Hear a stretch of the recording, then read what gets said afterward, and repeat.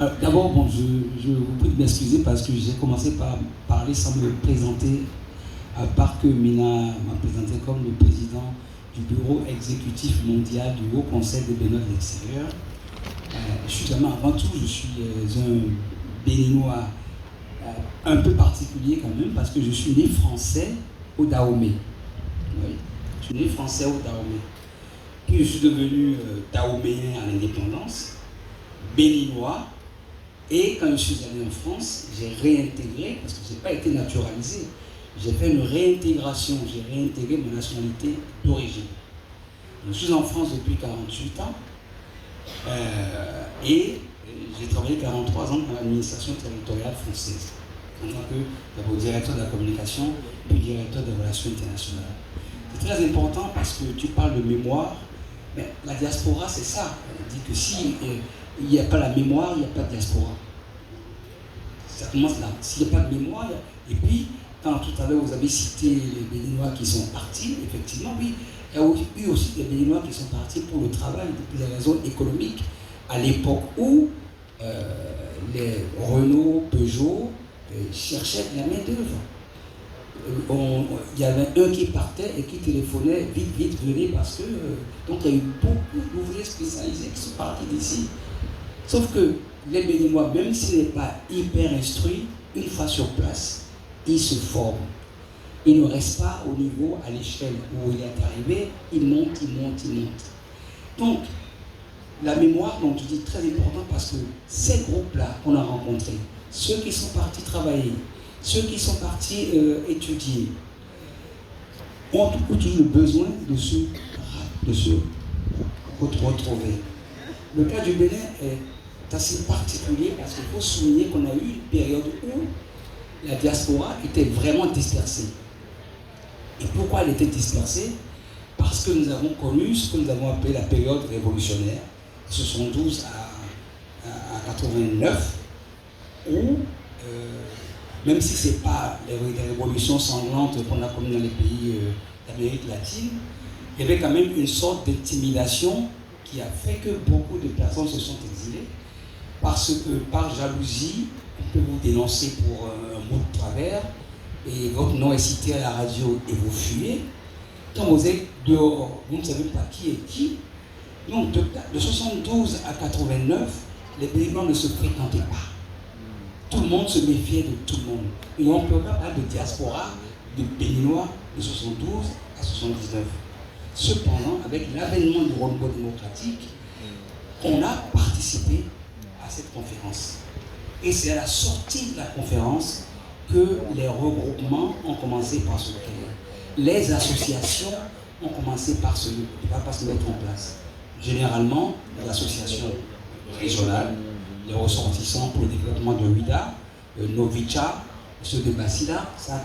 Puis sont arrivées des associations qui parlent de science pour le Bénin. Et là, au fur et à mesure, en 97, il y a eu le besoin maintenant d'organiser la diaspora pour qu'il y ait un creuset où la diaspora puisse avoir des missions. C'est ainsi qu'en 97, en décembre, ici au Bénin, il y a eu cette conférence nationale des Béninois de l'extérieur, présidée par le président Mathieu Kérékou, et à l'issue de cette conférence a été créé le Haut Conseil des Béninois de l'extérieur. Ça a été repris plus tard par un autre président, M. Bouré-Yahi, qui a fait le FONAD, et dans le FONAD, il y a des missions qui ont été spécifiquement attribuées à la diaspora. La première mission, c'est quoi? C'est déjà nous rassembler. Qu'on se connaisse, qu'on sache combien nous sommes, et partout où nous sommes, nous allons essayer maintenant de nous rassembler. Ensuite, quand on se rassemble, il faut partager la mémoire. Et cette mémoire-là, c'est ça qui fait que les afro-descendants qui n'avaient pas ce lien avec les pays d'où ils viennent, et ont commencé par avoir des gens qui leur ressemblent, à partager des choses avec eux. Et c'est comme ça que nous, la mémoire que nous avons commencé par la transférer. Non seulement aux afro-descendants, mais aussi à nos enfants. Et quand on voit aujourd'hui qu'on parle d'afro-péens, c'est parce qu'il y a beaucoup de parents béninois qui ont transmis la mémoire à leurs enfants. Voilà, donc la diaspora a un rôle très important. Et comme on est dans le sujet, je vais le dire, puisque là, par exemple, ce qu'on est en train de faire aujourd'hui, on parle de culture. La diaspora, c'était en 2012, ce livre, je vous le ferai circuler, c'est que nous étions déjà quand même très impliqués dans le fait que notre culture, nos traditions, nous devons les exporter. Donc, on a fait des livres comme Réalité culturelle et culturelle du Bénin, du père du professeur Hazard, que tout le monde connaît aujourd'hui, mais je vous parie que son père était éminemment plus célèbre que lui. La diaspora a travaillé avec lui pour vraiment distiller la mémoire. Et aussi, nous avons travaillé. Je vais faire passer ce livre à c'est voilà. dans le public, mais je vais te couper. Je te dis, bon, là par exemple, on a parlé de diaspora. Tu reviendras là-dessus. Oui, tout à fait. Non, parce que je sais que c'est tellement riche et il faut qu'on ait un temps de parole qui soit un peu équilibré. Donc je vais te poser cette question et aussi Delphine, et après on fera des questions diverses pour chacun pour pas répéter les questions, mais c'est important sur la mémoire d'avoir ton opinion. Absolument.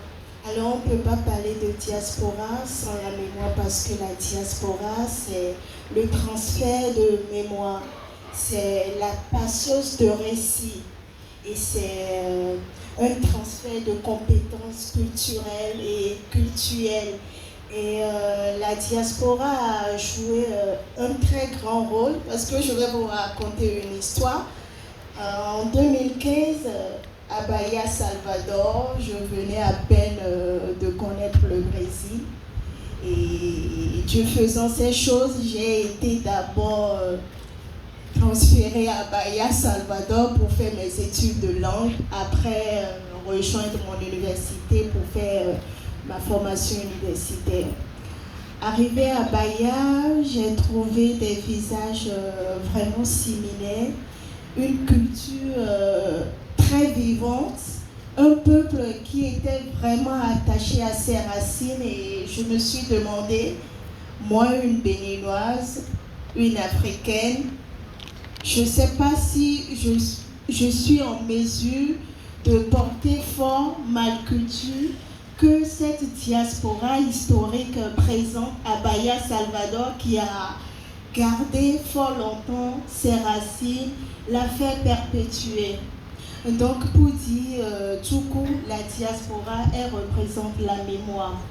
Et cette mémoire, ça a un rôle vraiment particulier, moi, dans ma vie personnelle, puisque ça a influencé d'une sorte à créer moi-même ma propre trajectoire professionnelle, où en 2015, j'ai été approchée par un professeur de philosophie africaine à Bahia, qui me connaissait dans l'immeuble où je vivais, qui me demandait, on m'avait dit qu'il y avait une africaine ici dans notre immeuble, je dis exact. Il me demande, est-ce que je peux visionner un documentaire avec lui?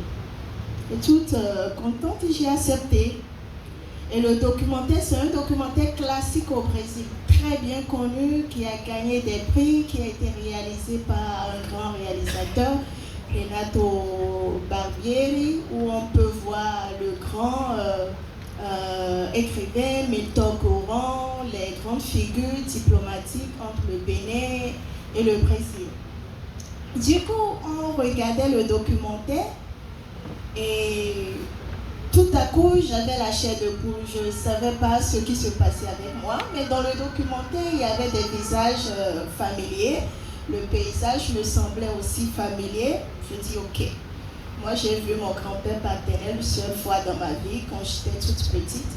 Je vois une figure passer, il était tout jeune, on se ressemblait. Je me suis dit ok, j'ai la chair de poule, mais je ne sais pas si c'est mon grand-père ou pas. Je demande au professeur est-ce qu'il peut aller en arrière encore. Je regarde, je dis ok. Je laisse passer. Après, je vois mon père tout frêle, tout jeune dans le documentaire. Je dis c'est pas possible. Ça, c'est mon père. Ça, c'est ma maison familiale. Le monsieur qui vient de passer, c'est mon grand-père paternel. Il ne me croyait pas. J'ai appelé mon père qui parle très bien le portugais, qui est dans le domaine diplomatie, Bénin-Brésil aussi. Et on s'est appelé, il parle bien le portugais, il a parlé avec le professeur, il n'en revenait pas. Et c'est à partir de cet instant, j'ai compris le rôle de la mémoire et en même temps le rôle de la diaspora, parce que les deux sont interliés.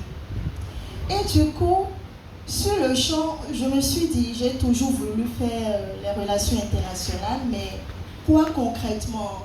Qu'est-ce qui sera un plus pour moi pour pouvoir faire rayonner mon pays? À partir de là, je suis rentrée dans mes réflexions, je me suis dit, mais est-ce qu'il existe ce groupe de mots, diplomatie culturelle? Si ça n'existe pas, il faut savoir, puis c'est moi, je l'ai créé. Donc c'est parti comme ça. J'ai dit, dorénavant, je serai diplomate culturel. Et au fil du temps... On reviendra sur cette partie très très spécifique de ton engagement. C'est absolument incroyable cette histoire de te retrouver retrouver ton père dans un film à l'autre bout de la planète. Et c'est vrai que ça rejoint le film qu'on a vu aussi hier, qui est un film absolument remarquable de Charles Najman sur le retour à Ouida et qui parlait de cette transmission justement dont tu parles. Et je pense qu'on peut voir de ta vision, Delphine, de la mémoire, hein, justement de la diaspora. Est-ce que tu veux en parler ou... Alors encore une fois, moi je me place en tant qu'observatrice. Voilà, ma légitimité et le fait que je vis ici depuis très longtemps, et en fait en 18 ans j'ai eu beaucoup d'histoires de Béninois de la diaspora, et je pense que la mémoire elle est à deux niveaux. Il y a la mémoire collective, c'est-à-dire la mémoire d'une diaspora, et il y a les mémoires individuelles. Et c'est pas noircir le tableau, mais il y a aussi quand même beaucoup de cas, en tout cas chez les Béninois, où la transmission était soit pas faite, soit négative. Parce qu'il y a aussi beaucoup de Béninois qui ont vécu des choses difficiles dans leur pays, voilà, pour plein de raisons, des histoires de famille, voilà, avec les croyances ancestrales, enfin tout ce qu'on vit dans la société béninoise au quotidien. Et donc moi j'ai aussi eu des histoires, voilà, de Béninois qui à un moment ont décidé de revenir au Bénin. Alors c'était peut-être il y a 10 ans déjà, c'était moins facile qu'aujourd'hui. Mais en fait ils viennent parce que soit leurs parents ou leur père a jamais voulu les amener au Bénin, a jamais voulu leur parler du Bénin, et il y avait une quête des origines chez ces gens. Donc je pense que maintenant, comme le Bénin c'est un pays plutôt agréable à vivre, plein de gens veulent venir, etc. Donc on a peut-être tendance un peu à enjoliver, mais il ne faut pas oublier cette réalité qu'il y a vraiment dans des familles installées en Europe ou peut-être en Amérique du Nord, où vraiment les parents, peut-être les grands-parents, se sont éloignés de leur culture et n'ont pas transmis la langue, par exemple. Voilà. Absolument, mais c'est marrant ce que tu dis, parce que là, il y avait un film de Jean Révenier sur tout mon parcours de vie, où j'expliquais justement que moi, ma mère, n'ayant pas connu mon père, n'avait pas envie de parler de mon père, parce que cette histoire était ratée, on va dire, et elle n'a pas voulu me parler du Bénin, alors qu'elle a quand même vécu là. Donc c'est une quête, on est quand même en recherche de cette mémoire dont tu parles, effectivement. Et c'est vrai qu'il existe des Béninois aussi de l'extérieur qui ne veulent pas entendre parler du Bénin. Moi j'en connais. Et c'est très étrange. Et toi, mais c'est vrai. Et toi Je connais un breton. J'en connais.